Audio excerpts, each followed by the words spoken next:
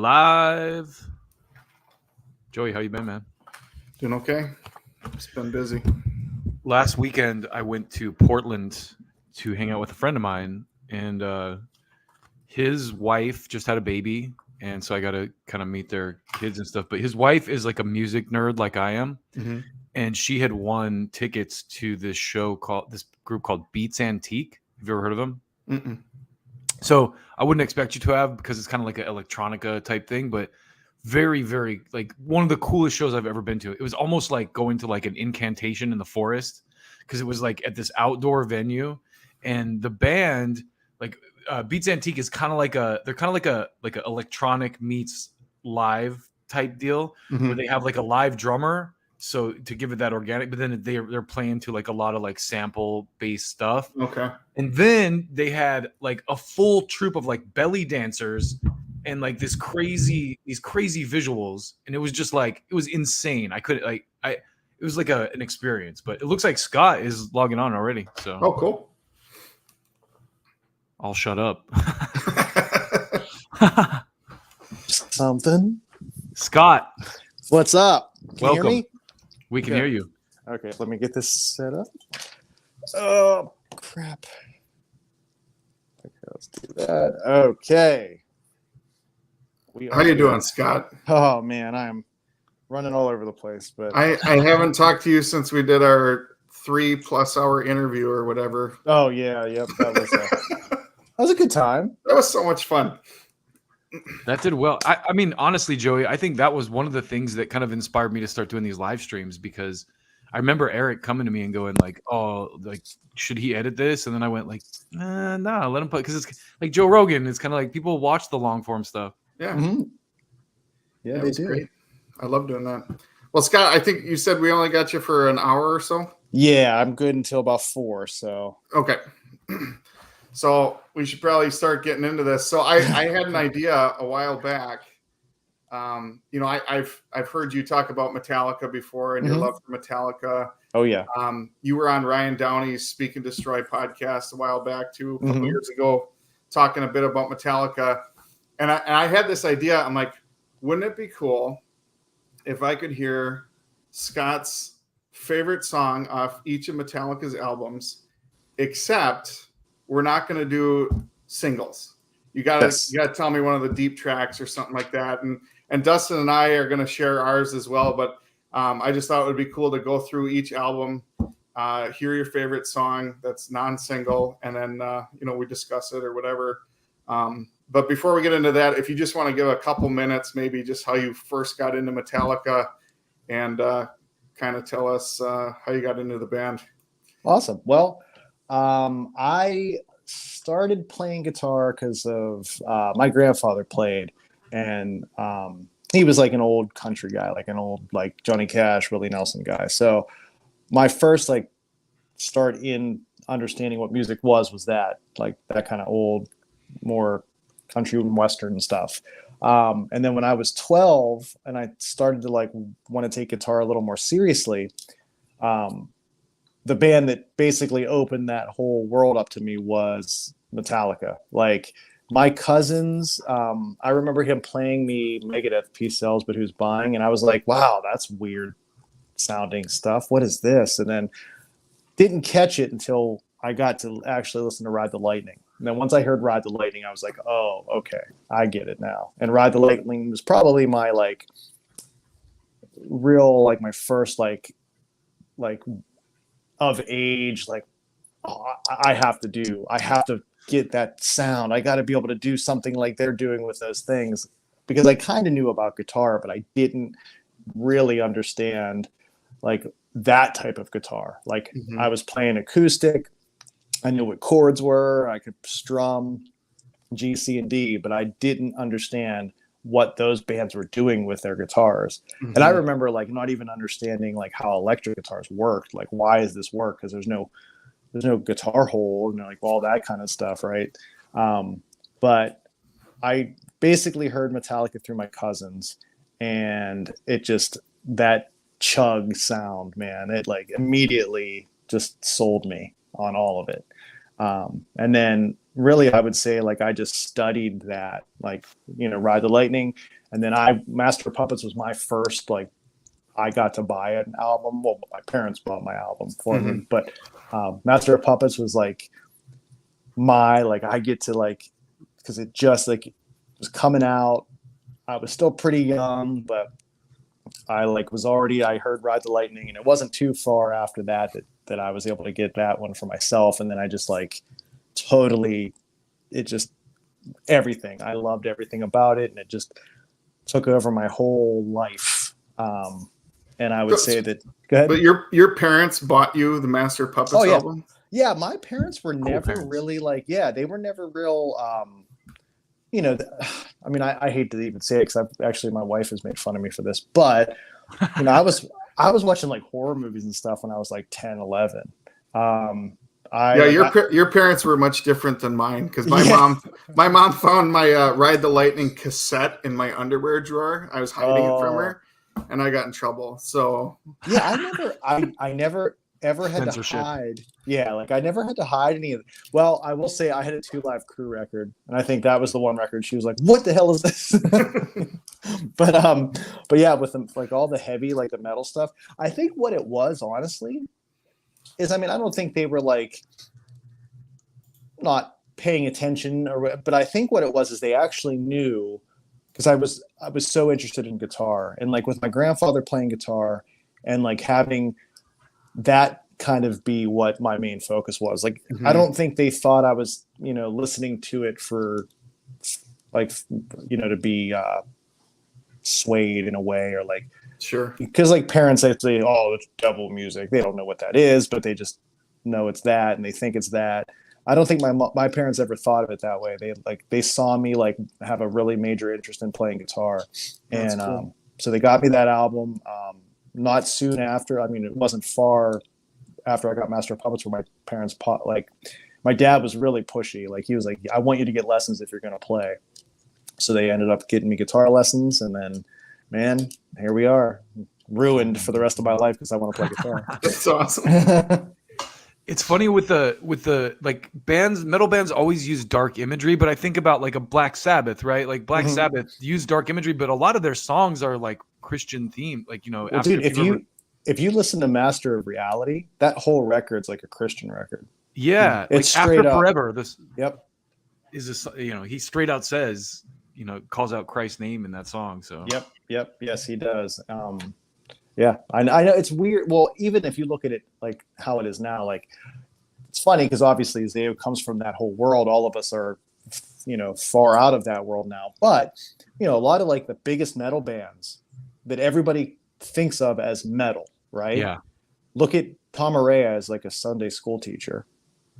I mean, Kerry King had, yeah. So Kerry King wrote all the lyrics for Slayer, and like Tom Araya is like. Like he's talked about it in interviews. He's like, yeah, I take my kids to this church. Like, this isn't even really like it's just a character.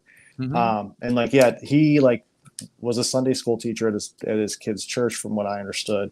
Wow. So you have that, and then you have like the Zach Wilde, like that dude, like every Sunday posts about like, like God blesses, whatever. Like, and I think too, like, I mean, Ozzy talks, like he still brings all that kind of stuff up.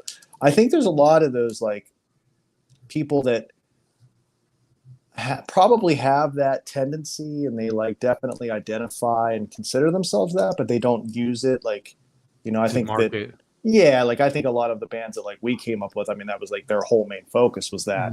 But I think a lot of people that were in metal, I mean, I feel like too that you get to a certain age, you've been shunned by whatever sector of society, and it's, no matter what you're going to do, people are always looking for like some sort of group. They're always looking for a group. I think that's what makes Christianity such a stronghold in the country. Like everybody's looking for a group, and everybody's looking for somewhere to like belong to. And metal music's that, like, people that are metal fans, like I feel like that's like a major thing of their lives. Like people, identify as a metal guy, or I identify as a punk guy. Like I think there's a lot of that stuff. And the psychology of wanting to belong to something like that, to be bigger than yourself. I think that kind of supersedes all kinds of other things. That's a great point. Yeah.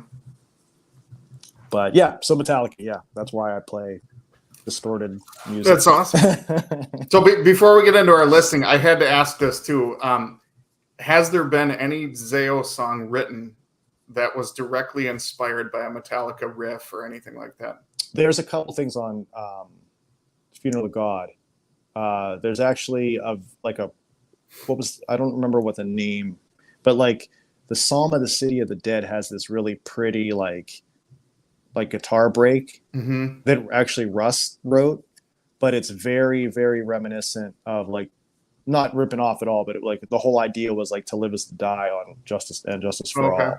So like, and I think too, like if you listen to some of like the earlier Zao work, like Desire the End and that kind of stuff, Metallica always sort of had a classical guitar vibe to their stuff. Like if you listen to that, like, or like some of the stuff on a lot of the stuff on Justice for All has like a lot of that classical guitar, like, or like one of the songs I'll be talking about, but like the beginning of Ride the Lightning, that's very classical guitar oriented. And there's like some of that I think we definitely were inspired by for like Desire the End. I'm trying to think of some other stuff. Probably like Funeral of God really does have a lot of that, like that kind of guitar playing type of thing, or like the harmonies that like Kirk. Well, I don't know if James writes everything, but like Kirk and James, like the harmonies that those guys like use are pretty much the same ones that me and Russ always use. So yeah, that's cool. I mean, Metallica's inspired countless bands, you know. Oh my god. Yeah. I mean, I don't think there's a band that exists at all that, like, even bands like their peers. You know, like, think about it. To me, that's what's so awesome about them. Is like, of course, when they come out, all the younger kids are going to look up to them, you know. But like the fact that like they're like Anthrax and like well, Megadeth, I guess maybe not, maybe now It might be the exception. yeah, maybe. But like Pantera, like all those bands that were like, you know, tested, all like the Bay Area bands, like that whole scene. Like once Metallica came out and did what they did, you're either inspired by them musically or like you were inspired by them the way they did their band, like the way they like professionally and business wise did their band. Like especially now, man, I feel like they're like the like blueprint.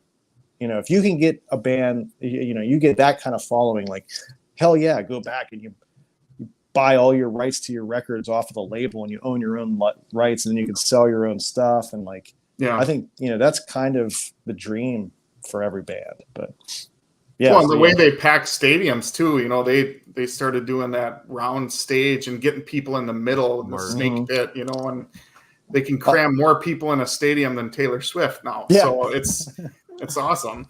What I love too is like some of the videos that like they post with like James, you know, having a cigar next to like the whole line of people in the crowd, and then like going up to the crowd and like to me, like I completely understand, you know, Zao's on a level to where like, you know, we can walk around, nobody cares. Like it's not like it's not like we have to be like not out front because it doesn't matter. We're, you know, not that many people know who we are, and it is what it is. But you know, a band like Metallica, like it's the community. So if you aren't showing yourself, you know, like if you aren't willing to be out there with some of your fans and like, you know, totally understanding the fact that like everybody wants to have a piece of those dudes, but like, you know, that just, to me, like as a metal musician, I don't care how big you would ever get. Like, I don't know how you handle not having that aspect of your band, because like it is so important. Like,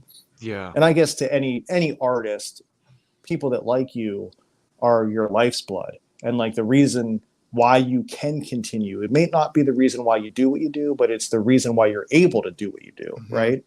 And, you know, to not have like a complete, like one-on-one connection with people like that. Right. That's really tough. I would have a hard time with that. I think like, I feel like that's what I love about being in the band is like when we go out and tour, like getting to meet all these people that, your fans, but like end up most of the time for us, dude, like those people become friends. So it's Right.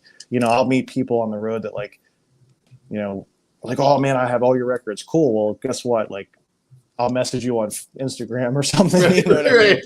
So Well, that's one like, thing I've always appreciated about you, Scott. It's like, I mean, to me, Zao is one of my favorite bands of all time, and just the fact that you are a message away, like it just, oh yeah, you're like, down to earth, you're a real dude, and I really appreciate that about Zao. You guys are you love your fans / friends. So oh yeah, dude, because we 100% can't do any of this stuff, and the only reason we're able to do what we're doing now is because of that fan interaction and help. So I think that attitude is why Metallica is so big too, because they've been out on the road for like 40 years, shaking hands, and they're the guys that will say like, "I'll stay at the venue until every hand has been shaken and every." Mm-hmm. Yeah, people definitely appreciate that. And it's so weird too, because the little I was talking to somebody about this the other day, but like that little mundane thing to you of just meeting somebody, right? Like, to James Hetfield, meeting people, he meets so many people all the time, and it's kind of probably just like second hat for him. Mm-hmm. And like you meet somebody and you're like, oh my gosh, it's James Hetfield. But like for the person that just met James Hetfield, that could be like a life altering thing. That could be like what sends this like you could save a person's life just by just being nice to them for like 5 minutes, Mm-hmm. Man, I love that about being, especially like, when you're in that size of a band, like, man, just that would be pretty crazy to think about every day. Like the people that I'm meeting are just like, how you're affecting people. Yeah. Like you are changing their lives. Like this is something they're going to talk about for the rest of their life. Well, I took my son to an August Burns Red show, 6 months ago or whatever, and he's 10. Mm-hmm. And he got to meet Matt, the drummer, after the show. And like Henry, my son, was interested in drums, but after meeting Matt, it's like, I really want to do this, and who knows what he might grow up to be, he might Absolutely. be the next Lars Ulrich for all I know, but it might be that life-changing moment there, just meeting your hero or whatever. So no, you're 100% right. I love Matt too. Matt's such a great guy. Like we did when they do their like Christmas Burns Red thing, we did one 2 years ago, and Matt made it a point to come hang out and talk and all that awesome. Kind of stuff. Super, super great dude. But yeah, like look at that. Like, I mean, the trajectory now for your son is like, I met this guy that's like actually doing this for a living, and gave me a drumstick, and and it feels like, man, if I just work hard, like that's attainable. So absolutely love it. It's beautiful. Well, we should probably get into our list here. So let's do it. Let's do it. Now, I think when I messaged you, Scott, I said just the studio albums, the 11 albums. Yeah. So no Lulu, thank God. Yeah, that's okay. Joey made the rules. Yes. And I didn't specify whether it was an official single or promotional single. So if you picked a promotional single, that's fine, because I have one on my list, but no official singles. So I like it. Kill 'Em All, 1983. Scott, you're the guest. You go first. What's your favorite? So was Four Horsemen like a promotional or a single for that record? Neither one. Yeah, because that record to me is still like, hit like all those songs, like Hit the Lights, Seek and Destroy, like they've become these famous songs. But when that came out, I don't remember them having like, I don't think Kill 'Em All had like singles as much as like maybe Seek and Destroy or whatever. But what's funny, according to Wikipedia, the two official singles were Jump in the Fire and Whiplash. That makes sense because they released that 7-inch or that like weird little EP of Jump in the Fire with that like crazy looking demon on the front. I don't know if you saw. Okay, that makes sense then. Okay, so yeah, Four Horsemen. I'm gonna do that. Four Horsemen. Yes, love that song. Funny too, because I think that was one of the leftover Mustaine ones. Because like, didn't he, or wasn't there was something weird with that song? Because I thought that's Mechanics, right? That's right. Yeah. So like it was. Yep. So, but I Dave plays Mechanics just a little bit faster too. Yep. I know. It's such a slap in the face. I love it. Dustin, what do you got? For Kill 'Em All, my standout track is definitely No Remorse. I love that that chorus riff, that dun, dun, dun, dun, dun, dun, dun, dun, dun, dun, dun, just that guitar lick in that song is the standout for me on that record. And I'm going to be the boring one. My favorite is Seek and Destroy. It's a good song, man. That's why it's a great song. I was just so like, good. this is the one album where I'm like, yeah, it's kind of a single. You know, it's the most popular song probably, but I love that track. Just because of the lyrics, because it's like about a gang fight. It's like gang violence. No, Kill 'Em All is one album. I don't spin a lot. I think it's because when I first heard Metallica, I'm a little bit younger than you guys. I first heard Metallica like in the Black Album era, so that was my first exposure to them. And then when I discovered like Ride the Lightning, Master Puppets, stuff like that, I'm like, wow, I really dig this. But Kill 'Em All had that like really old, raw sound to it, and James' voice is just way too high. So I appreciate it, just not one of my favorite albums. Yeah, it's definitely like their punk record, right? Yeah. So, all right, Ride the Lightning, 1984. Do you want me to go first again? Yep, you can go all first right. every time. So I already kind of referenced this, but Fight Fire with Fire is mine. I love that clean classical guitar beginning that they do, and just that song is relentless from start to finish. It's just my gosh, it just doesn't stop, and I love it. I love even just the way the guitar tone sounds on that record too, and it works so good on that song. Yeah, that opening is just, I think Metallica kind of set the stage just for metal in general with that. Mm-hmm. Oh yeah. Yeah, I would agree. Do you hate Escape as much as Metallica does? You know what? I recognize how weird of a song that is. Yeah. But we've actually talked about this in the Zao van, because like I forget if Jeff might really like that song or something weird. I know there was like a conversation we had about Escape, but there's not a song on that record. I don't hate any of them. I mean, not until later Metallica. I don't get into like visceral hate for anything. So no, Escape doesn't bother me. I get it. I don't understand why people, or why I know they just don't like it. But I guess too, like there's a lot of Zao songs I absolutely hate. So I get really? Yeah. Oh God, there's more that I hate probably. Okay, just give me one that's like your Escape. Oh man, there's so many. Let me think of the one that's like best. So like probably. So I think the cringiest one, because we tried to listen to this on tour, and Dark Cold Sound might be like, if I never hear that song again, I would be so happy. I mean, it's not one of my favorites, but it's definitely a good track. God, when it comes in and like, I hate every single thing about that song. And there's a couple like there's probably like 3 or 4 songs on every record that I'm just like, oh my gosh. That's really interesting. Skip. That's an artist thing too. I feel like you like, especially when you look back on stuff, a lot of times you're just disappointed that you could have done stuff better, or like, I'm sure I think that's it, because like a lot of it there's so much dumb stuff like on the recording of the records and the writing of the records that like kind of just floats over your head all the time of knowing stuff. And so there's that, and then like, yeah, just like that, like disappointment and like thinking if we would have just had a little bit more time, we could have done something. Because like I feel, and everybody says this, all artists do it, but like literally, there's not anything from like the revamp of the band, like there's a couple. Funeral God has like 1 or 2 weird songs, but like everything from there on, I don't have any dislike of any song, and especially like the newer records, like Well-Intentioned Virus and Crimson Corridor, like there's absolutely nothing on those records. Like I love every song because we work so hard. And and you're at probably the healthiest spot in your life right now too. Yeah. Yep. There's that. There's all that good energy and stuff around making it. Yes. Yeah. Like writing those songs, like the real like fun, like back and forth with everybody to like get the records done. Like there wasn't really any kind of like it Right. wasn't like a hard fought thing. Like the songs kind of just work, and we all had fun, and yeah. So that could be definitely a huge part of it. That's I would have never guessed you would say that song. Oh yeah, it's awful. Oh man, It's that good. and, dude. What's the other one?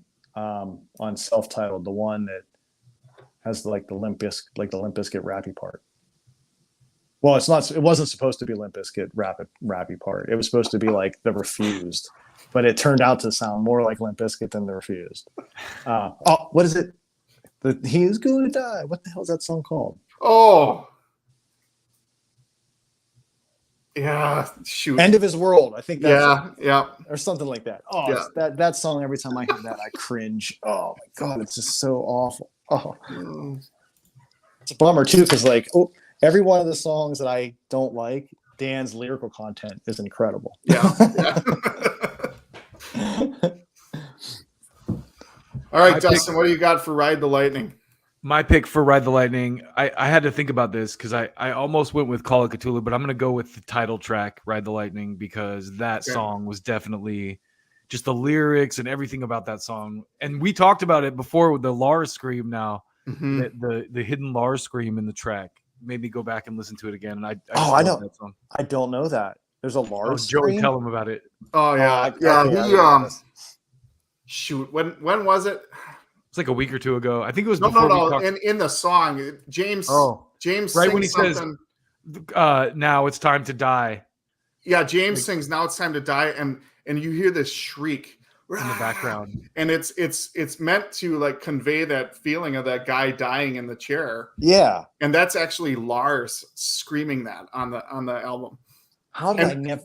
And once you hear it, you'll never not hear it. But like if you're not listening for it, you just kind of like, oh, okay, you know. Yeah, I never heard of this, and I've never heard it, so I can't wait. That's awesome. Yeah, you got to go back and listen to that.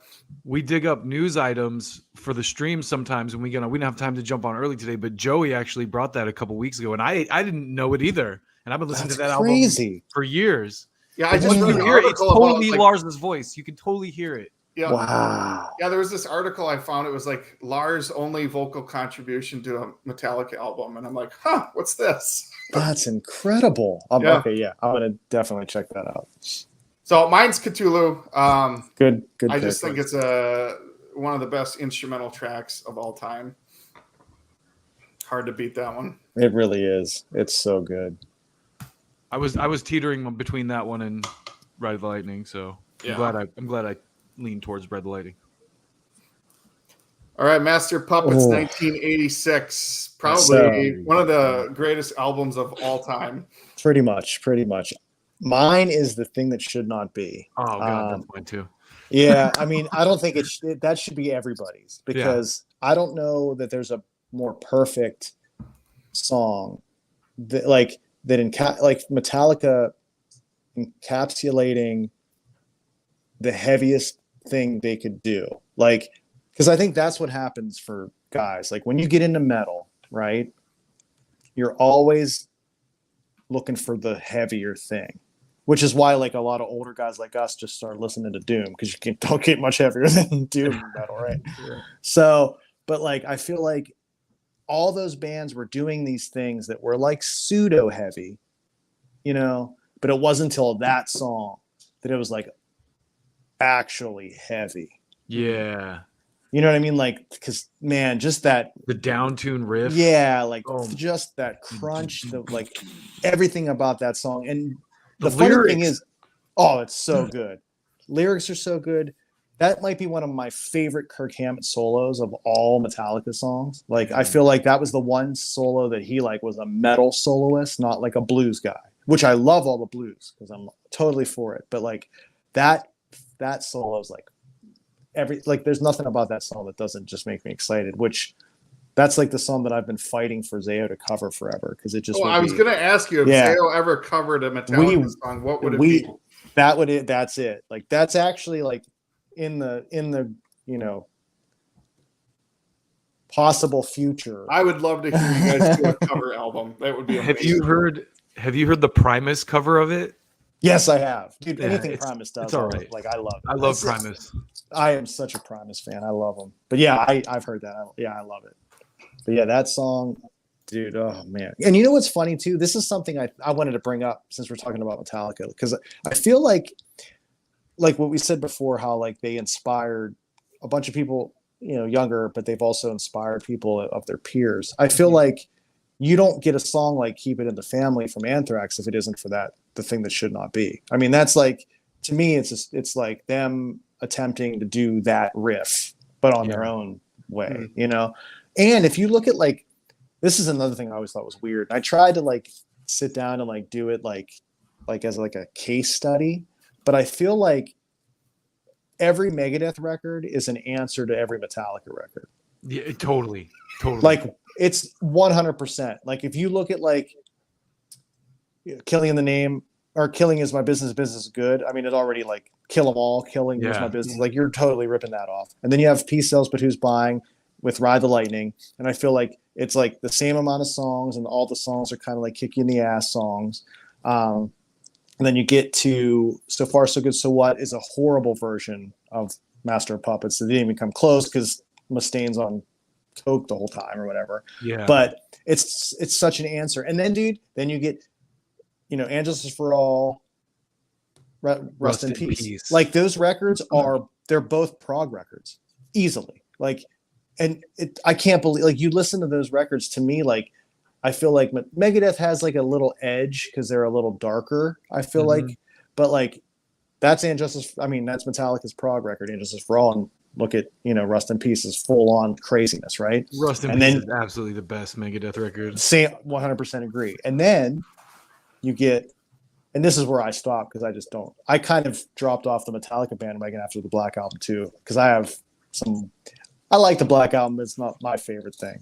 But Black Album, Countdown. And then all of a sudden, Megadeth has to they're gonna put a song out that's like a hit, like Symphony of Destruction. I mean, it's incredible. Like it should be like Mustaine should be like in court for like ripping off like the whole idea of straight up. You make a great point though. Metallica really did lead, like Persistence of Time. What you said about Anthrax, that made me think about it. Persistence of Time really is their attempt at Master of Puppets. Like it really is, totally dude. Right.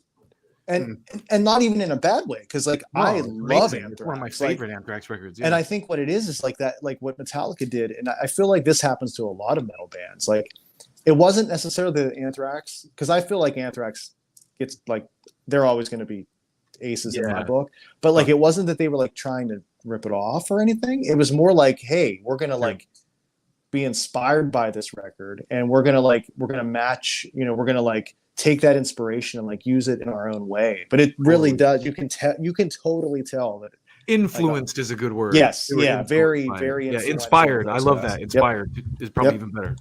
Yep, that's it, and there's nothing wrong with that. No. I wonder what Dave would say to that, though. The funny, like, I think we know. I know what he would say, and like I don't care because you're just an idiot. I mean, you like the story is what the story is. I mean, you can pretend all you want and say your part, but like I don't know, man. There's a reason why you get sent home on a bus. Yeah, not even a plane. They give you a bus ticket. Yeah. I just laugh because whenever Dustin and I are looking for, media fodder to talk about before we interview someone or something, Dave is always in the news. Dave said this about Metallica. It's like we can always go back to that. Dude, and how pathetic do you have to be? Like after 40 years, dude, Megadeth is great. Like you're an awesome band that is like they have a legacy of their own, dude. Right. Yeah, you're like you are looked at as like one of the top tier metal bands that have ever existed in the history of metal music. Right. Be stoked about it. Right. Like you look like a crybaby anytime you bring it's up not anything. enough. It's just nuts to me, man. Jeez. Yeah, totally. I feel like he has grown up a little bit. I did a piece like digging up a news item where he talked about he was giving respect to all the other thrash bands because they were like, oh, Megadeth. Someone was like, Megadeth's like the kings of thrash. And he's like, well, to be fair, we came out of a community. There was bands like Overkill and Exodus, and, obviously Metallica, Testament, and stuff. And I was like, oh, that was cool of Dave to say that. Seems like he's matured a bit. Yeah, usually that's not going to be the case. I mean, his PR person probably told him to say it. Probably. Well, dude, it tells you everything. You got to get there. It tells you everything that the dude that stuck by you through thick and thin your whole career, you called him Junior. Ellefson. I mean, dude, if Yeah. Ellefson was there with him the whole time, and sure, Ellefson's whatever, but like, I mean, that's what you do. Like, that's, you call him Junior. Like, you just to me, that's such a disrespect that, like, I would imagine that dude probably disrespects a lot of people. And that point right there is why Metallica is a bigger band, because they're just genuinely good people, and Dave is a little bit of an arrogant prick. Oh, he's and it's because, I mean, it goes to show, like, well, they can make amends, and I'm glad, and people should make amends, but like, dude, you, like, there's a reason why they didn't want you in the band. Right. Like, I wouldn't want to deal with that kind of crap. They seriously took off after they got rid of him too. Yeah. And Dave Mustaine is probably arguably better than Kirk Hammett. Oh yeah, like guitar wise, absolutely. Yeah. So it's like they had a better guitar player with you, and they still couldn't deal with it. So right. Yeah. We talked about this. I talked about this with the dude from Typo Negative, but it's like a lot of being in a band isn't even about how good you play, but like it's your personality, how you get along with the other band members. Right. Yep. Yeah, because your whole day, dude, 22 hours of your days just hanging out in a van or a bus or whatever. It's like the hour and a half you play on stage. That really is minuscule compared to like how much of the day you need to be not a turd.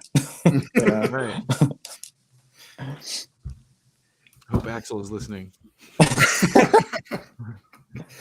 My favorite off Master of Puppets, Damage Incorporated. I just Beautiful. That's a great one too. Killer way to end the album. That record is so hard to pick. Like, well, really. Disposable Heroes was a close second. I love that I track too. So every track on that album is a banger. It really is. There's the not instrumental Orion too. Yeah, there's no filler. It's just awesome. All right, Scott, and Justice for All, 1988. Okay, so I should have probably looked up what was singles and what was not, but I kept in my head, I'm like, obviously one's a single. Correct. And I remember Harvester of Sorrow being a video. Correct. So, but I don't think Blackened was a single, was it? Nope. Beautiful. Blackened is my pick. Okay. That song, I'm still trying to rate Blackened. That was mine as well. That's, my God, that song is just ruthless again. And I think Metallica, for me, not that, like, I love all aspects of Metallica and how they, like, what they do. Like, I like even like the mid-tempo, like the thing that should not be a lot, but like there is something about vicious Metallica that I feel like maybe why I have fallen off so much, because it just doesn't seem as vicious anymore. But like Blackened is just so and just so angry sounding. I remember my first Metallica concert, I was hoping that they would play Blackened, and they opened with it, and I was on cloud nine. Yeah, that song. Oh, dude, that song is just so perfect. All right, Dustin, what do you got? I'm gonna go with. So I would have gone with Harvester of Sorrow, but I'm gonna go with Frayed Ends of Sanity, which is the track after that. I love that song too, man. It's such a memorable song too. Like, it's one of those songs that it's as heavy as it is, I always remember the chorus. It's got like a good hook in it too. And it's got that like Wizard of Oz thing in the I know. It's, and like, if like, I think about this kind of stuff all the time. If Zao would do something like that, we would be laughed at, as we should be laughed at. Like, it would be like, why would you do that? That's so stupid. Like, this isn't funny. It's just stupid. Metallica does it, and it's like, it's sick, man. Like, in that era too, James got compared a lot to the Cowardly Lion. I don't know if you've seen those pictures of him when he had like the cornball hair and stuff. That is funny. Yeah, that's incredible. Should make a meme. That's a good idea. And he had like the handlebar mustache. Yep. Oh, that's awesome. Funny. That is awesome. He looked like Dog the Bounty Hunter, actually. Yeah, he really did. He really did. Or does Dog look like James Hetfield? Yeah, you're right. That's what I was going to say. I got that backwards. All right, Black Album, the last one that you like, Scott. Yeah, this is the last one. I got to figure out the other ones, because I think I remember some of the stuff. I got up to here and I was like, I better. We can check pull up this out. Wikipedia. I might have to do that myself. Yeah, we might. Anything So after the Black but Album. like Black Album, you know, I think my major issue with the Black Album, just to get it out first, isn't because it's like not amazing record. It's absolutely an amazing record. But like I said, there was something about the first 4 records that just had like it like spoke to the anger in me. Right? It spoke to like that frustration or that feeling of not being cool enough or not being whatever in school, and like, you know, that angstiness that you have as a teenager. It spoke to me, and there was like, you know, there was this like, you know, we're these guys that are like separate and we're not part of this big group of people that exist in reality. We're doing our own thing here, and we're angry, and I use the term vicious. Like we have that, you know, not only are we like not part of your group, but like if you mess with us, we're not going to let you do that. Like, you know, there's like just this like thing about those first 4 records. And then the Black Album comes along, and every single jackass that wanted to fight me in school like loves Metallica. Started loving Metallica. It's so funny you say that, not to interrupt you, but my cousin said the same thing. My cousin was like into Metallica before they were cool. And he's like, I used to get beat up for being a Metallica fan. And now suddenly the people who beat me up are Metallica fans. I mean, Kurt Cobain talked about it, you know, when Nevermind came out. He's like, I have to play in front of people that would beat me up in high school. You know, that feeling of like, and it's not even that I don't want, obviously you want as much success as anybody can get. I just feel like when you are a band and you purposely, and it doesn't even seem like they did, because like my pick for the Black Album is Of Wolf and Man, and that song still got really good riffs and like a really cool vocal like chorus part that I really liked, that reminded me of Danzig 1, which is what I like, because I know those dudes are like Misfits fans and Danzig fans and all that stuff, and I feel like it's weird because I feel like the Black Album is like the first album where they're like, hey James, why don't you try to sing? Why don't you actually put some effort into that like vocal thing that you do? But that's like, it's almost like you have to dumb your music down so you can get this general huge audience to like pay attention to it, which doesn't make sense because you would think like people would understand or like connect with like top tier things, but that's okay. So you dumb down your stuff and you do Enter Sandman, which I love Sabbath True, but it is, you know, it's kind of a dumb riff that is the best dumb riff of all time. But yeah, I think that's where my whole thing started. It's just like, man, I used to get picked on, and now everybody loves this stuff. And it, you know, they put out their first ballad, which I didn't think that was ever going to happen, because I remember them making fun of people that did ballads when they were like every interview you saw like from Cliff Burton was like, oh, you know, we're not doing like Motley Crue. We're like, well, all right, Cliff's not there, which is awful. But yeah, so like you have, you know, your first ballad, all this kind of stuff. You have the big producer make it sound, I mean, it does sound incredible. But, you know, you do everything that like, and it doesn't necessarily guarantee, because I think Through the Never was supposed to be their first single, wasn't it? I think so. Yeah. I read that and then I was like, oh, that's interesting, because like I don't know if the broad public would have caught like they did with Enter Sandman. And I think it never ended up being a single either. No. Yeah. Which is a killer song. And like, but like I think Lars was the one that was like, hey, we should do Enter Sandman as the single. And dude was right, you know. But yeah, that riff is I mean, it's iconic. It's so identifiable, and it sucks because everybody loved it. And it bummed me out. But if I had to pick a song off that record, Of Wolf and Man, I love that song. That was mine as well. Oh, nice. Cool. Yeah. I probably would have gone with Sad But True if it wasn't a single, because that's like their AC/DC track, right? It's like just the simple, straight ahead banger. I mean, that riff, people are still trying to make guitars sound that heavy. And he used a damn electro. Like they just did such cool things, and it's such a sick, like, it makes me mad because I want to love it, and I get so mad. I just like, I get bummed out.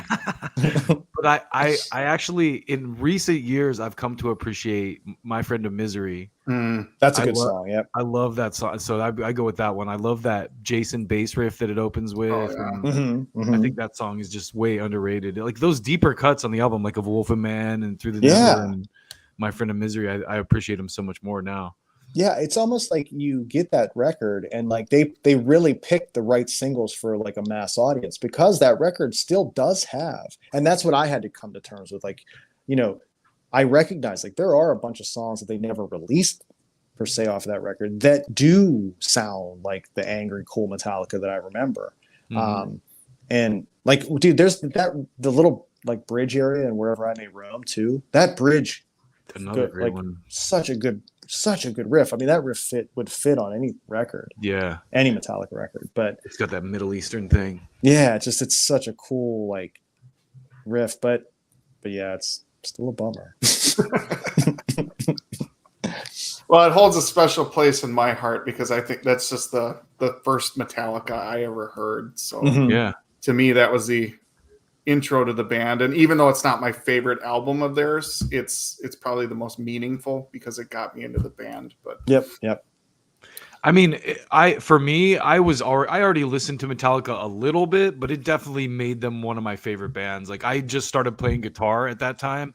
So the first song I ever learned was Smells Like Teen Spirit. The second was Enter Sandman. Well, that's another thing too. Like, so I'm a guitar player and I'm learning all these songs and I'm trying to learn, you know, stuff off of And Justice for All and Master of Puppets. And it's like, man, it hurts. I can't play this. And then they do, I'm like, why didn't you make this up earlier? Like, I could have been playing Metallica riffs. I'm like, my hands are bleeding trying to play And Justice for All riffs. So the guys from Incubus, this is another story we covered. When they started playing, they played Metallica songs, and it was so funny them talking about it because Brandon was talking. He's like, the thing that's cool about a band like Metallica is like there's bands like Metallica and Maiden. Their riffs are cool sounding, but a lot of them are pretty easy to play. So like for someone who's just learning guitar, you can pick it up and it's like, you could like, I can do it. I can rock. Like it's really easy to get to that point. Yeah. Were they covering Ride the Lightning song? Cause I don't know how. No, they were actually, they said one of the songs they played when they first got together was For Whom the Bell Tolls. Oh, wow. Yeah. That's not a hard, I guess. Yeah. That's pretty. Yeah, because it's like it's all and you're kind of I guess. See, I got to take that back. Then I guess that song was easy. I learned that one early, but yeah, actually playing Ride the Lightning, that song's freaking hard to play. Yeah.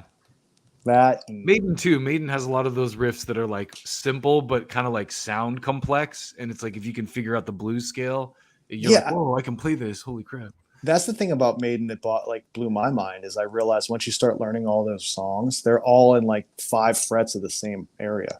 Yep. Like it's all in the same place. And you're like, oh, if you can play one of them, you're just gonna galloping.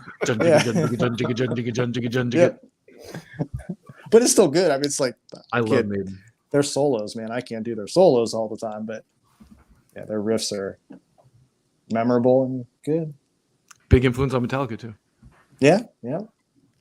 Which, do you ever hear that story? I love that story about Metallica too. How the dudes from Diamond Head, like when they did their "Am I Evil" and stuff, those dudes still like make enough money throughout the year from the like royalties of like "Am I Evil" Metallica. For Metallica playing that song, they still like that dude's whoever the songwriter from Diamond Head that did that song. He's like, yeah, I wouldn't have to do anything. I make enough throughout the year from that, which is Metallica's royalties of the song. From Metallica playing that song. Insane. Yeah, I read a similar story about this guy. Have you ever heard the band Roxy Music? Yes. Mm-hmm. So Kanye and Jay-Z used a sample from a Roxy Music song on Watch the Throne, and same thing. That guy's like, I get a check for like $500,000 every year because of Kanye and Jay-Z. Yeah. Oh man, that's just that's it. Like it's fascinating to me and how all it takes is like one of those type of things to happen. And I mean, back today with Spotify and stuff. I mean, all that stuff kind of is what it is. But like, but man, if you had like something like that before, Oh, There you go, Scott. You just gotta get Kanye to do a Zao song. I know. I should. Example is it's not out of the question. He digs into deep stuff. Well, so we're going on to the later years of the catalog. Yeah, we gotta shift our mentality to a totally different band now. So, Yeah. Okay. Load, Yeah. 1996. Load. That's a tough one. So let me ask you this, since I don't have it in front of me. Yep. Was Let me do this. throw Let the me throw the track list up. So the singles are Until It Sleeps, King Okay. Nothing, Hero of the Day, and Mama Said. wow. Here's the See, track list. I actually really like King Nothing, but it's a single. That's probably Oh. Yeah, that would have been my favorite too, but the one I would have gone with. I wonder what. well, I can start out while you're looking, Scott. Yeah, but let's do that. For some reason, I have always liked Ronnie. It's just a totally kind of bluesy, different sounding song. Dark lyrical theme, but I just think it's a great track. How does that song? Man, they had that many hits off that record. Wow, I wasn't expecting that. Why do I sort of remember the house that Jack built? Why do I remember That's a good track. Yeah, I think that song. I'm pretty sure that song was pretty awesome. Yes, Was Hero of the Day a single too? looks like it. Yeah, it was. Yep. Yeah, that's a great song too. Actually, I remember thinking that one was pretty cool. For like Metallica doing alternative, I was like, that's good. That's a good. Song. Well, yeah, like I think I remember because what was it, King Nothing? And I look like an idiot staring at this thing, but yeah, King Nothing was like, I remember like totally like not even into this stuff, and then like somebody showed me that song, and I was like, oh, okay, maybe I should listen to it. Actually, Downey told me that these records are wonderful, and I should go back and listen to them, and I still haven't done that. Yeah, I was just thinking like Joey might know some of these better than I do, but like it's gonna definitely make me want to dig back into it, especially Load, because Load I remember listening to of all the later ones. That's one that I remember listening to a little bit, but not enough that I remember it very well. You know. Mm-hmm, mm-hmm. I think if it like I said, if you can just separate the band from what it was to what it is in this era, like you can really appreciate the albums. But yeah, if you're still expecting Metallica of the 80s, then this sucks, so Yeah. But if you're cleaning out the garage and you just want to crank something, it's a great album. Yeah, I like King Nothing. That's the song that I remember the most off this one. Same here. Yep, I do like that song a lot. It's these later ones I have like Mama Said, I think, but that was a single. But I don't remember any of these songs very well. Well, Mama Said is like really soft. It's a ballad, right? Ballad for sure, yeah. Okay. Interesting. All right, Reload 1997. Okay, so this one this is going to sound really funny. The reason I liked it, but you know what? I can't, because we got to see what the hits were. Oh, I can tell you the hit. Oh, dude, I can't. I got to find something else because I was going to pick Memory Remains because of that stupid. Yeah. I hated it so much. I was like, dude, I give you props for doing that because it's so awful. I didn't mind it so much, but my kids now, they discovered that song and they make that noise in my house and it drives me insane. Oh yeah, well, I also saw them doing it live recently and it was very cool because they're like da da da, like they're like playing it on the guitar and they had the crowd singing it and I was like, that's cool. It was almost like it almost sounded like a Maiden like part, because Maiden does. Yeah. Oh, so I can't pick that. So I think Slither was pretty awesome though. Wasn't that song kind of cool? That one I don't know as well. I think I remember that song being pretty awesome. And like I said, I feel bad because dude, I'm just so not a Load or Unload fan. Yeah. But I think Slither was pretty cool. I think I remember that song being like kind of like a good paced like banger song. Fuel, Memory Remains, and Unforgiven 2 are the only songs I know off this album. I do like and those are the 3 singles. That's funny. Yeah.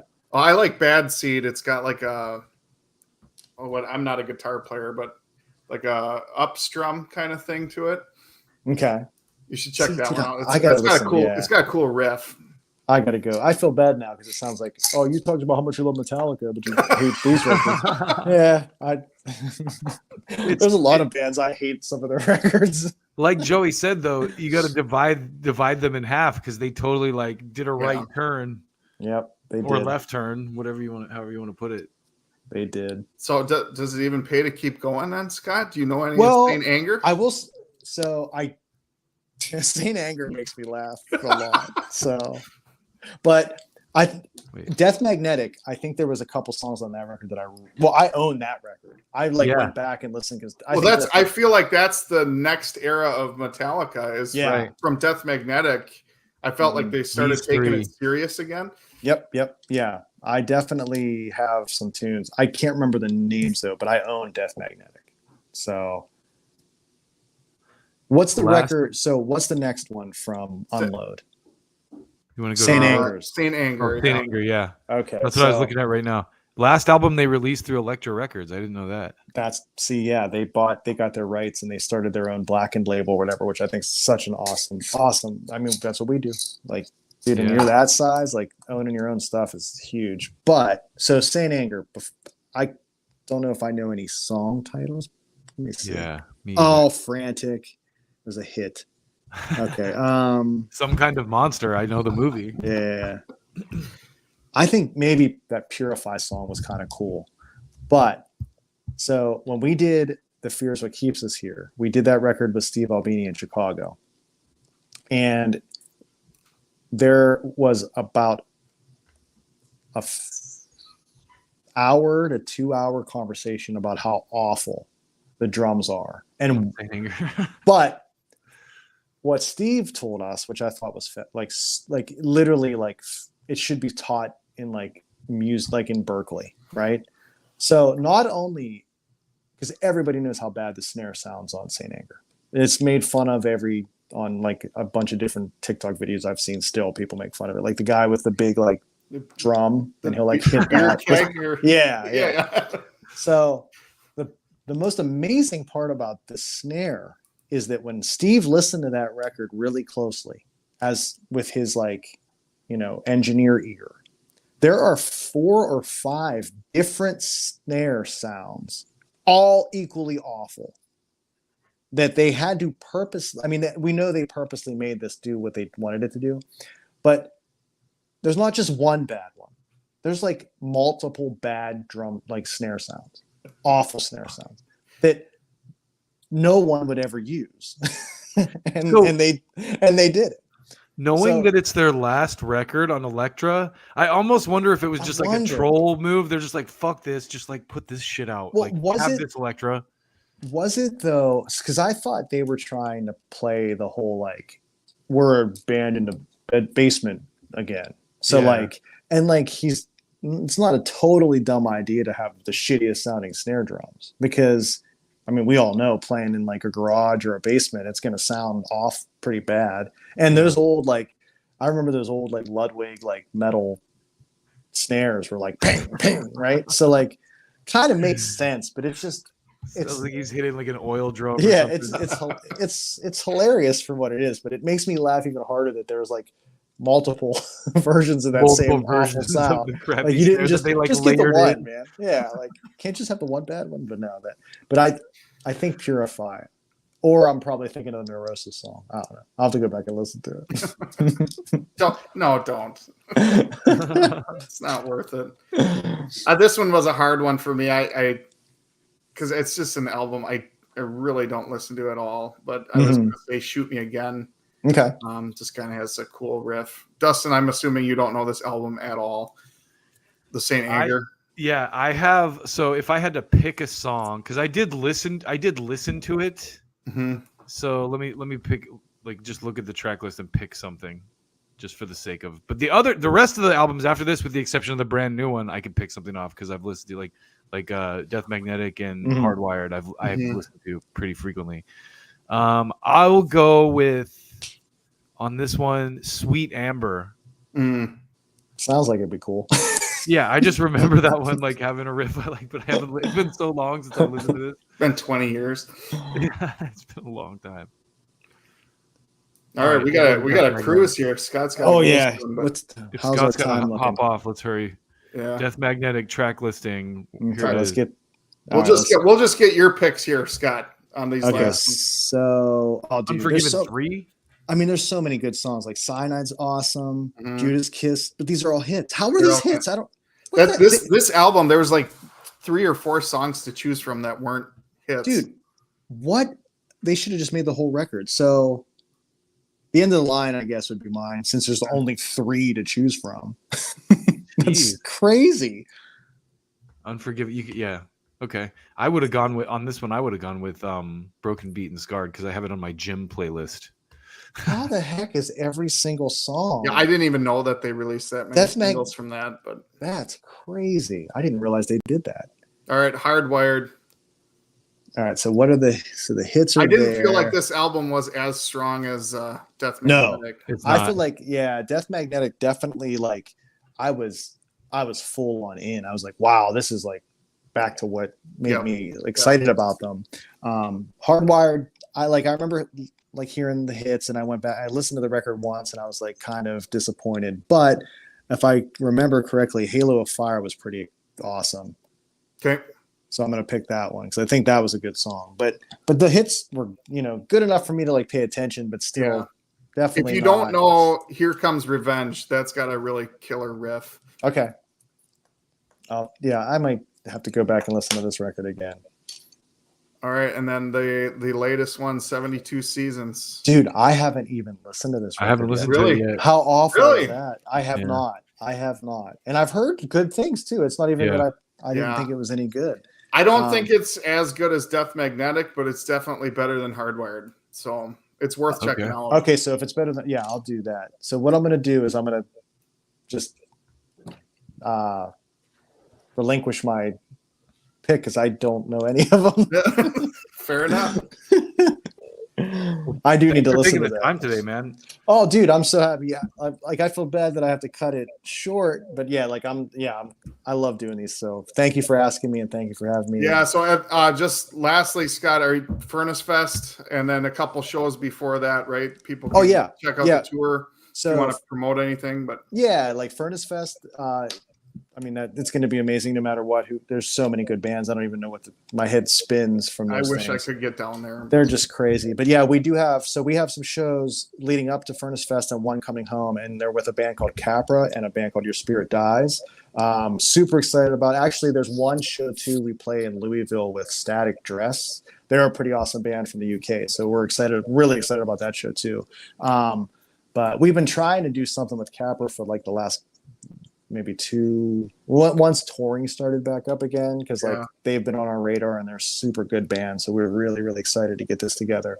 But yeah, Furnace Fest is going to be nuts, and it should be a good time. Well, I'm still mad at you guys. You got COVID right when you were supposed to play I know. St. Paul here, and then well, we'll make it up, because dude, that last St. Paul show we played there, we had so much fun. That was so good. Yeah, we'll definitely make that date up, because that's the thing, like we have been trying to get out a little more. Like when we first came back, we were limiting it to pretty short runs and only, but we're slowly being able to do a little bit longer runs and more of them throughout the year. So we definitely you got to get out here. And then we got. Lastly, I got so many questions. No, you got it. That DVD that you did the live stream in the church. Yes. What's the status on that? Is that going to be released? Or yes. So we are in the process right now of finishing up menus for the Blu-ray, Blu-ray. I think what we're going to end up doing, it's going to be a Blu-ray DVD CD combo. Okay. And we're probably going to put it out on vinyl, because we are just all vinyl heads. And we may try to even do like some cassettes and some VHS just for fun, because we're nerds. But so I can hide the cassette in my underwear drawer and see if my mom finds it. But yeah, we're right now. Russ is like our visual guy. He's the guy that does a lot of like the stuff with any kind of like this type of thing. So he's finishing up the menus for that. Once those menus get done, we have like a couple things we're going to put on there for like special features, and Then we're going to try to get that out. I mean, there's a chance it'll be out before the end of the year, but I never like to say anything because you just never know. But just in time for Christmas. That's right, man. We're trying because we definitely, that was the whole point of making that thing, is like, we want to release this event. That was so awesome. Yeah, we're excited to get it moving. I can't wait to see it again because I haven't watched it since back then either. So yeah. Well, Scott, thank you so much, man. This was fun talking to you, talking Metallica, and it's just an honor. So awesome, man. Thank you for the Metallica picks. I'm glad to be able to talk about them. Yeah, check out a couple of them songs. I do. Especially Ride the Lightning. Listen for Lars. I can't. I'm actually gonna do it once I get back to what I'm doing. That's great. Awesome. All right. Thanks, guys. All right. Thanks, man. Take care. Do you want to talk some news items, or should we? Yeah, we can. I got a couple. Let's do it. Let's do post interview news items. I don't have anything ready to share, but I just saw Blue Ridge Festival, Rock Festival. Mm-hmm. They canceled a couple. Oh yeah, days I saw that because of bad weather or whatever. But then it was kind of redeemed because some of the guys from Shinedown, Papa Roach, and then that YouTube guy, Oliver Anthony. Oh, like they all played an acoustic thing together in the parking lot. Dope. Yeah. There's a little bit of footage on like Instagram and stuff. You should check it out. Did you see that guy on Joe Rogan? I haven't. No, I started listening to it and I didn't have time, but I like that guy. Yeah. He seems like a genuinely, like, people, because of, the climate in America, people instantly try to put him in like he's a conservative, he's a liberal, he's this, he's that. Yeah. But he seems like a really just like a working class dude who he's like, I'm not trying to be a Democrat or a Republican. I'm just trying to like say like things are messed up. And I really like he seems genuine on Joe Rogan. He just seems like a really cool, like genuine dude. Just wanting to avoid the labels. And I think like after his song went viral and stuff, like didn't he get like offers or something? He's like, yeah, he turned him down. Yeah.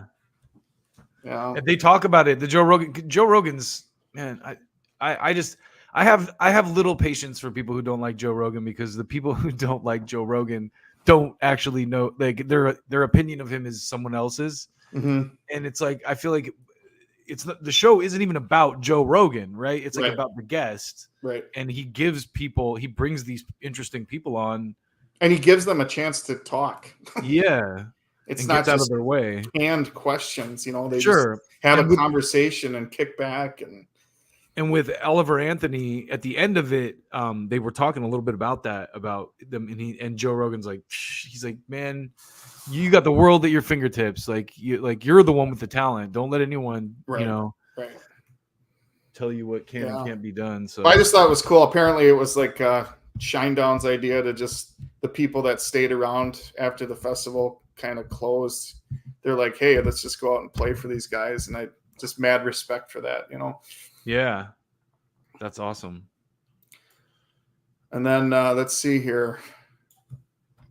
I forget this guy's name. He does like covers and stuff, but he does them in the style of other bands or whatever.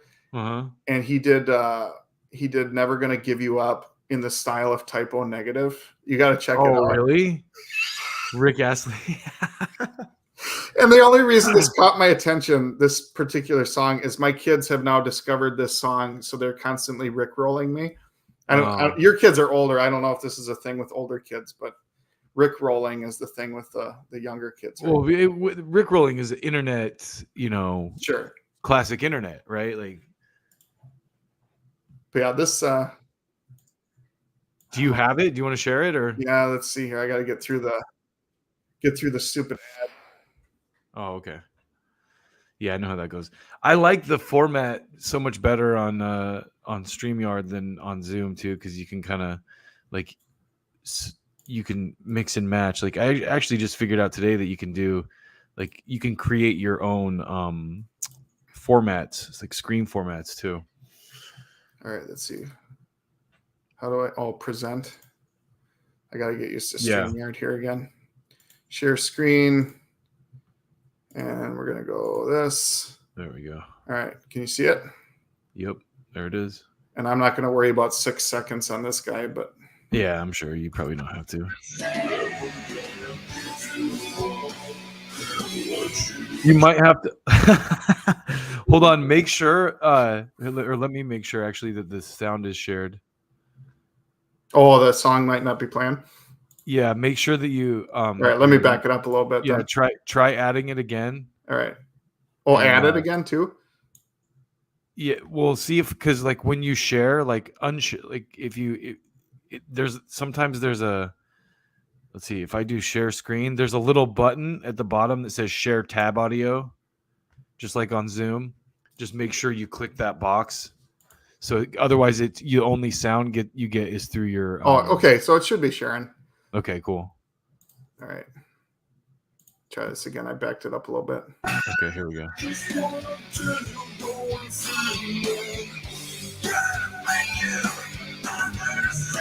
got a dime guitar.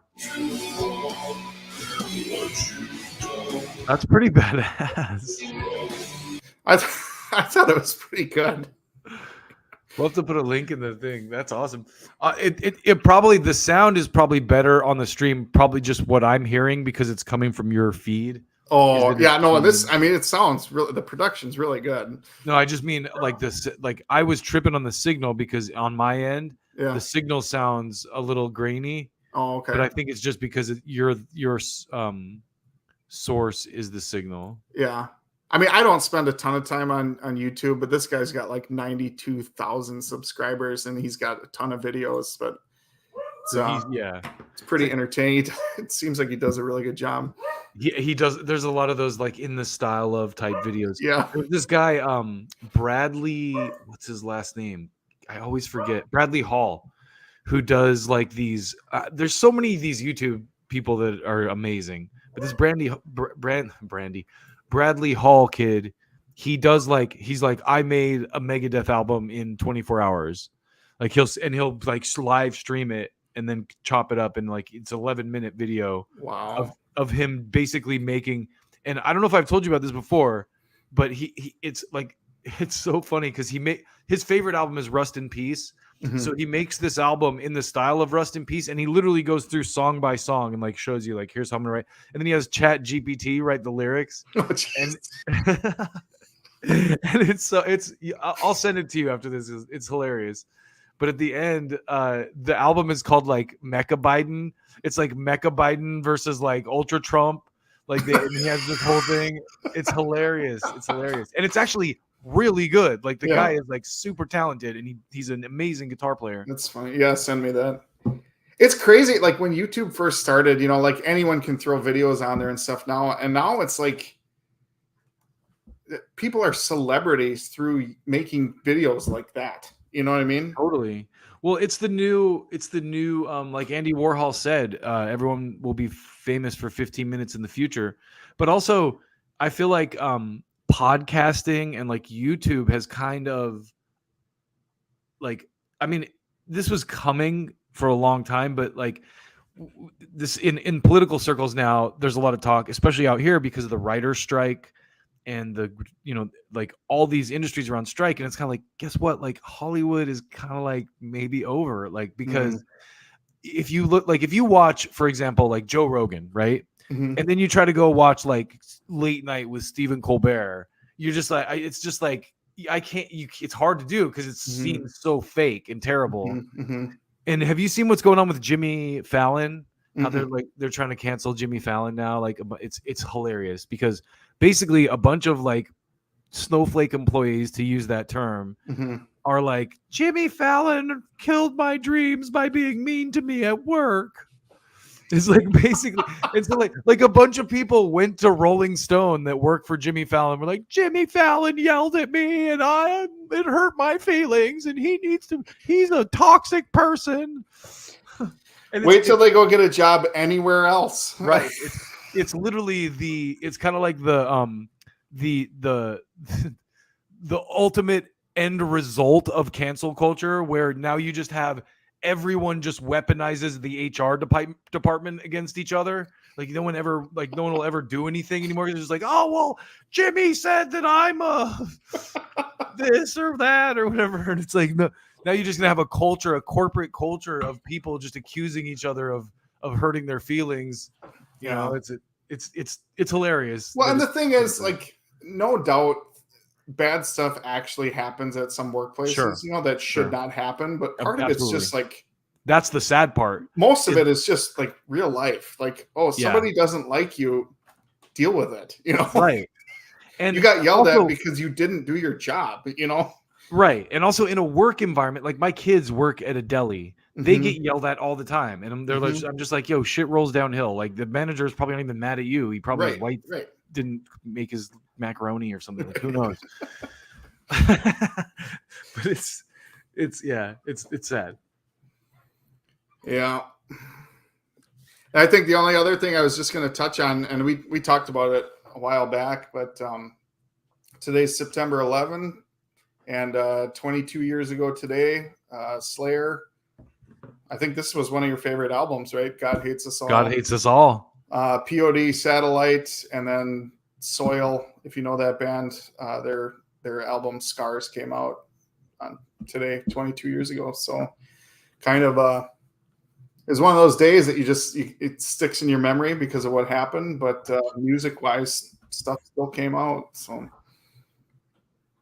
Yeah, man. I remember I was thinking about it this morning. I remember that day so well because my dad was in town, and I just remember going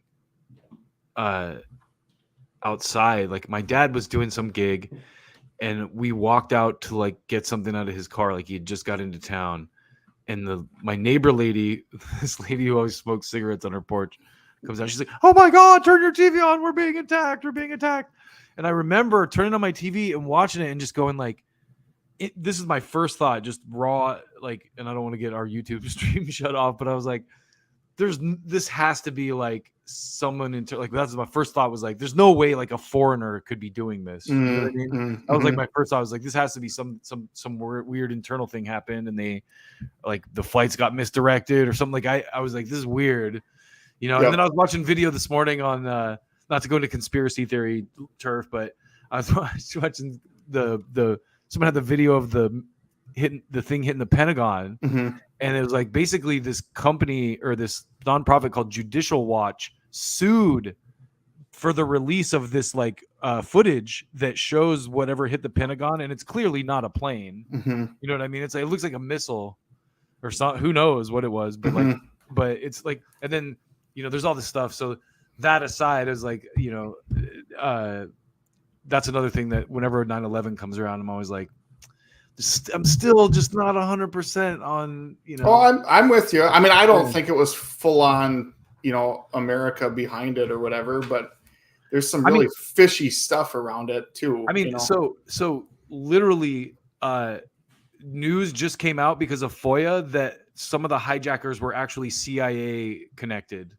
But I will say this was my thoughts when it happened. I didn't think that like Bush did 9/11, like that's the meme, you know? Right. But what I did think was that they knew it was going to happen, and they kind of were like, "Oh, we can use this to our advantage if we let this happen," type thing. Is what the way I saw it. But it scares me when I think about what probably goes on at those upper tiers of totally, you know, like the amount of money and power and all that's out there. Yeah. And it's funny because this is another thing that I just learned like in the last year that I didn't know is, do you know the term conspiracy theory literally became a thing after JFK was assassinated? Like that term conspiracy theory never kind of like existed in the lexicon until the JFK assassination. Yeah. And then it was like, I was like, oh, that's interesting to know too. As if like a conspiracy could only be a theory. As if there isn't plenty of a conspiracy, is just a group of people, you know, working together to do something.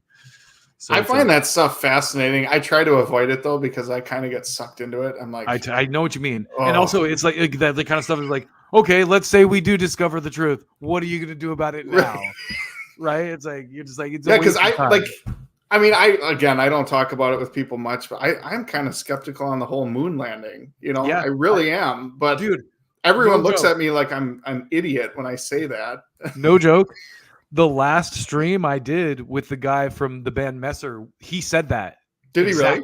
He said the exact same thing. I thought it That's was so funny. cool because he was like, we were talking about COVID and all the like the cognitive dissonance that people already have around that, where it's like, Mhm. oh, you guys are just gonna like act like nothing, like we're just gonna move along like nothing happened here. Like I don't.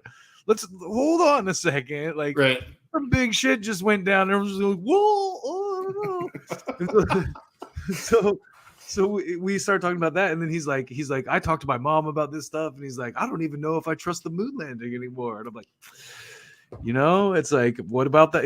But then he took it to another level. That he's like, if you're on YouTube long enough, like I'm kind of like, maybe the Earth is flat. Dude, there's some good flat Earth memes out there. I love them. Yeah, totally. There's all kinds of great, like I love there's like a Twitter tweet where they're like, thanks to all our flat earther friends around the globe or something, like the Flat Earth Society tweet. I think there's like a parody account that does that as a joke, like a troll account, like Flat Earth Society. Anyway, we can wind it down. I'm gonna have to pick up my kids from school here, but starting a little later. But thanks for setting that all up, Joey. I love talking to Scott. He's such a good guest, and I like the Metallica retrospective too, because now I do want to go listen to Load and Reload again, because I haven't really. They are good albums, like especially Load. Yeah, but I mean, what Scott said, like when the jocks started liking Metallica, it just changed everything, and I totally agree with that. But it's also, I don't know, if you can just listen to it for the music, it's like this is a solid album yet, Yeah. Yeah, Saint Anger, that one's hard to redeem, but other than that, I can pretty much appreciate everyone for what it is. Yeah, I like I said too, reading about the fact that they had that was their last record with Elektra. Yeah, I never connected those dots. Because Slipknot just did something similar. Like their last album was like the last record that they had to do to fulfill their contract with Roadrunner, I think. And a lot of people hated it. There's some good stuff on it, but I haven't heard it. Roadrunner, they're a decent record company, aren't they? Yeah, I mean, crazy thing. Typo Negative actually got Roadrunner their first gold album, their first gold record. I remember reading that. Bloody Kisses. But yeah, Roadrunner was. We talked about this on a recent stream about indie labels and that actually care about bands. Mm-hmm. And like a band like Roadrunner is a band that like, or a label that like curated really good talent because they care about heavy music, Mm-hmm. Mm-hmm. But I guess it might not have been Roadrunner. I just remember reading that Slipknot's last record was like, so it's almost like I feel like sometimes these bands, maybe Metallica did this with Saint Anger, maybe not, but they just kind of phoned it in because they're like, fuck it, this is like our last record. We got to do with this label just to fulfill this contract obligation. Right. Let's just throw some shit together and put it out. Yeah. And also they were kind of recalibrating, like you were saying, like they kind of went back to the garage a little bit and like started from scratch again. And I think we've talked about this before. I think Saint Anger was necessary for the band. So in that sense, I appreciate it because it kept them together, but it's just compared to their whole catalog, it's garbage. It's definitely not their best record. Yeah. Lars talked about it too in the interview with Zane Lowe in a similar light. He's just like, look, there's with any band, there's gonna be albums in their catalog you don't like. That's just how it is. Like, so anyway. Yeah, I was surprised when Scott was like, yeah, there's a handful of Zao songs I hate. I'm like, really? That honesty is refreshing, man. I love that. But also too, like I pointed out, it's like when you're an artist too, it's different. Your relationship with the material is different. Sure, absolutely. Than it is if you're a listener, right? Well, and some of the tumultuous history Zao's gone through, I can see why he doesn't like certain eras or whatever, because there was just a lot of drama and stuff like that. But sure, that's crazy. I forgot that they recorded with Steve Albini too. That's legendary. Do you know that album? I haven't. The fear is what keeps us here. I think you'd really like that if you don't know it. I need to listen to it again. That's one of the ones that I've listened to in passing that I need to revisit. Yeah, that to me is more, based on what I know of you, that's more your style. It's sloppy, it's messy, and Albini is. I mean, he produced Nevermind, not Nevermind, In Utero. Yep. So he produced a lot of great shit. Anyway, I'll let you get off to your thing, man. Thanks for setting that up. And you're busy. You're not going to be able to make Wolves at the Gate. I don't know, probably not. But okay. Like I told you, we had a death in the family, so I got to go to Wisconsin for a funeral. And if I make it back, I make it back. Otherwise, you're gonna have to do that one. But I checked out some of their stuff, and it's a good album. Awesome.